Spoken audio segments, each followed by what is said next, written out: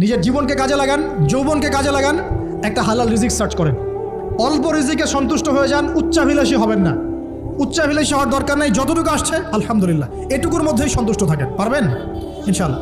সামনে যাবেন, আদর্শ পরিবার গড়বেন। পরিবারের মধ্যে ইসলাম থাকবে। পরিবারের পিতা হবে ইব্রাহিম, পরিবার সন্তান হবে ইসমাইল, পরিবারের স্ত্রী হবে হাজারা অথবা সারা আলাইহিস সালাম। দিনদার ছেলে নাই, বিয়ে নাই। দিনদার মেয়ে নাই, বিয়ে নাই।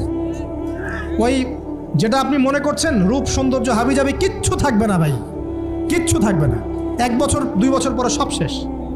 দিনদার স্ত্রী পাবেন, চোখ বন্ধ করে বিয়ে করে ফেলবেন। আর দিনদার স্বামী পাবেন, বিয়ে করে ফেলবেন।